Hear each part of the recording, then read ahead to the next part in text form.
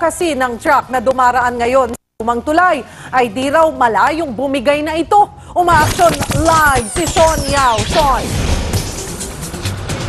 Martin, Cheryl, may sulang parking lot na nga ang kahabaan ng Delpan Bridge. Dito tayo nakatayo ngayon sa pagitan ng dalawang Delpan Bridge at karamihan pa sa mga stuck sa traffic. Nako, malalaking mga truck. Yan ang ikinakatakot ng Manila LGU. Ang babala nila, baka bumigay daw ang tulay na sobrang luma na. Alas 5 pa lang puno na ng malalaking truck ang kahabaan ng Delpan Bridge. Kasama kasi ito sa rutang itinakda ng gobyerno para sa trade lane ng mga truck. At kung dati isang lane lamang, 2 lane na ang pinapagamit ngayon sa mga truck. Hindi tuloy mapigilang mangamba ng Manila LGU. Posible raw kasing gumuho ang tulay dahil sa katandaan. Noong pa man, pinaalalanan na kami ng DPWH sa scientificong pag-aaral nila na ang Delpan Bridge mahina. Kaya hindi siya pwede magkaroon ng dead weight. Taong 1968 pa itinayo ang Delpan Bridge, kaya apela ng Manila LGU sa mga motorista, iwasan munang dumaan sa tulay. Ang problema, maraming nakatira sa gilid ng Delpan Bridge. Ang tulay po, pwede natin sabihin mahina na po dahil po ilang dekada na po itong ginagamit ng mga motorista. Lalong-lalo na po yung mga heavy equipment, container. Yung gustong lumikas para naman po maiwasan natin yung magkaroon ng malaking aksidente. Natatakot din po ako para sa mga anak ko kasi pag sakaling paano naman yung mga anak ko? Maging ang mga trucker, naniniwalang mahina na ang tulay. Umuuga na to. Na ano nararamdaman ninyo? Pagka nandiyan kami na sa truck, umuuga na yung truck. Natatakot ba kayo? Ewan, di ba agaw? Hindi nakakatakot talaga. Pag bumagsak yan na nandiyan kami, di sigurado. Pero paniguro ng DPWH, matibay at kakayanin ng tulay ang pagdaan ng mga truck. Na-retrofit o napatibay na rin daw ito noong 1997 at 2006. So tingin ko matibay siya eh. Hindi namin iniisip na baka bumagsak. Martin, Cheryl, kanina nga in-inspeksyon namin ang Delpan Bridge. Katunayan, nasa magandang kondisyon naman ang tulay. Yung mga vibration, yung pag-uga na talagang nararamdaman natin. Pero karaniwang feature ito ng mga istruktura ng mga tulay para mag-withstand ng heavy rain, heavy wind, mga ganyan. Pati na rin ang heavy load. At Cheryl, sa totoo lang, no, kung may kakatakutan tayo dito ngayon sa Delpan Bridge, sa traffic na lang po tayo matakot. At huwag dahil sa istruktura nung mismong tulay. Cheryl, Martin? Maraming salamat, Sean Yao. Nagulat live mula sa Maynila.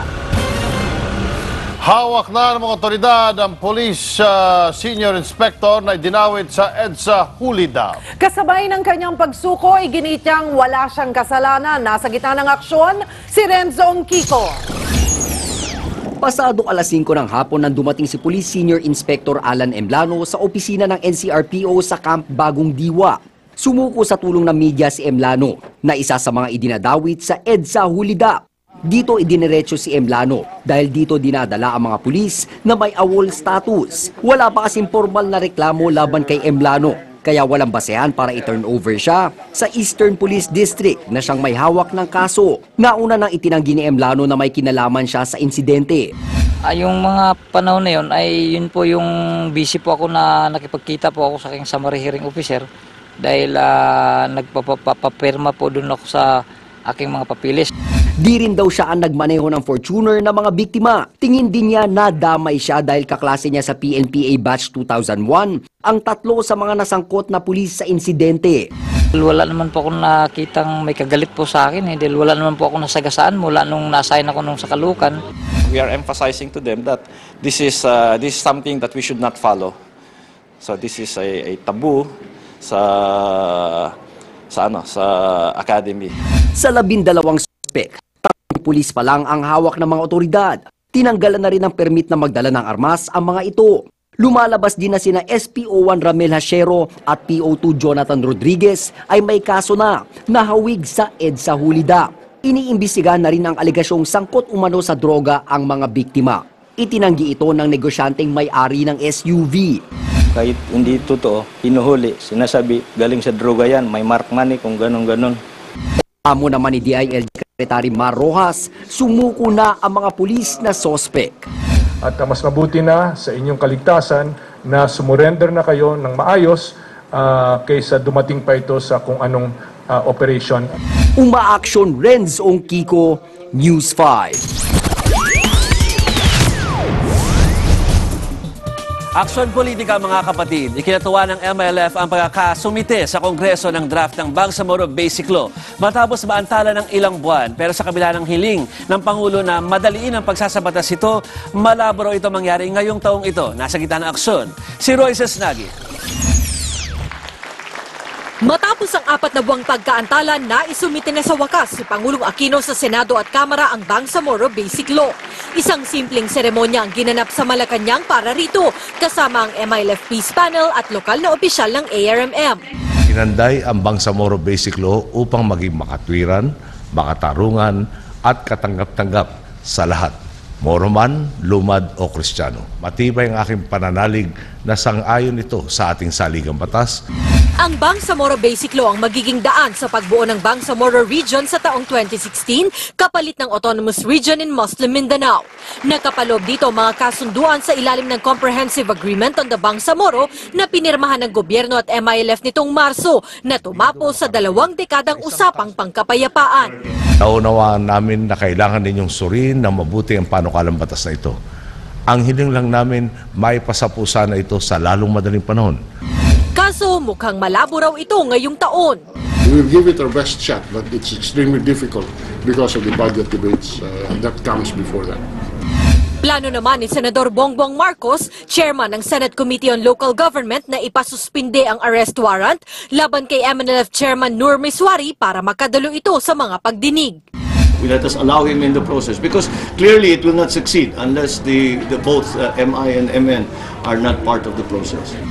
Ang MILF kontento raw sa kinalabasan ng panukala at umaasa silang mabilis itong maipapasa.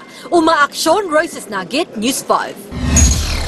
At kaugnay po niyan, diskumpiyado rin ang Kamara kung agad nilang maipapasa ang Bangsamoro Basic Law, yung draft po niyan. Ayon kay Majority Floor Leader Boyd Gonzales, priority ng mga kongresista ang pagpasa sa 2015 national budget. Katunayan, atrasado muna ang pagtatalakay sa ibang mga bagay tulad ng charter change, anti-dynasty bill at ibang mga panukala. Natoon ding may 2 magkasunod na bakasyon ang Kamara, kasama na nga dyan ang Christmas break. Samantala, aprobado na sa Kamara ang proposed 2015 budget para sa opisina ni Vice President Jejo Marbinay o yung OVP. Sa loob lamang ng 5 minuto, approve na agad ang 222.6 million peso budget ng OVP. Matandaan ng sumalang sa budget deliberation ang DILG sa Kamara noong nakaraang buwan. Nagisa ng todo si Interior Secretary Marroas, pati ibang mga cabinet secretaries. Hinalo tuloy ng ilan. Baka natatakot ang mga kongresista na balikan sila ni Binay sakaling saang manalo sa 2016 presidential race. Maski ang Makabayan Block po, hindi nag-usisa sa budget ng OVP. At kahapon lamang, aminado naman ng ilang mambabatas sa malamig sila sa usaping impeachment laban sa vice-presidente. Talong-tuloy ng ilan, nakipagkoalisyon na nga ba yung iba, katulad ng Makabayan Block o yung Bayan Muna o yung Bayan sa una?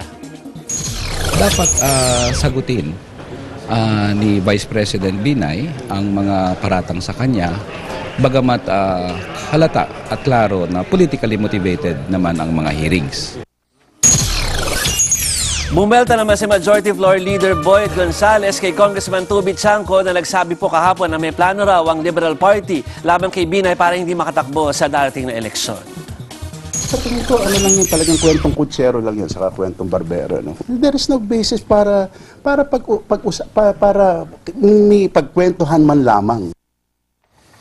Pero Cheryl Martin, kung tatanungin niyo ako, nakakabigla talaga na, yung impeachment walang kumagat, kahapon, dahil lalo celebrated na headline ito, Yes. Tapos, yun nga, 5 minutes, Ako, umuupo ako sa budget hearings, umaabot hanggang alas 8, alas 9 ng gabi, pero ito, 5 Minsan minutes. sa araw na yon hindi pa natatapos, di ba? Napapag-initan. Pero kung gaano kainit sa Senado ang mga senador, kaya VP Binay, parang deadma lang sila naman sa Kongreso, no? Ganito lang yan. Kasi sa budget, 200 million. Yung kay Marroas naman, billion. Siyempre. Milyon, nagagamitin para sa mga distrito, Yun ang kinakatakot ng iba. Kaya madaling ito, 200 million, okay lang yan. Eto, kailangan siguraduhin na, yung distrito namin, mabibigyan ba nung perang yun ng DILG? Tingnan natin. Ayun.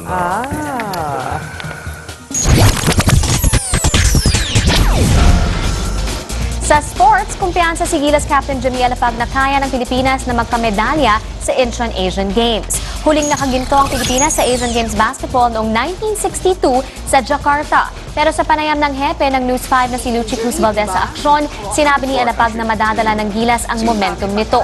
Kaya raw nilang makipagsabayan sa top 24 teams pagdating ng Incheon. Yun nga lang, may issue pa sa ineligibility ni Andre Blatch at injured ang ilang players. Ang tanong, posible nga bang ipagpaliban ni Jimmy ang retirement? Actually, we'll be meeting with Coach Chut and we'll have to come to a decision soon because we resume practice this coming Friday.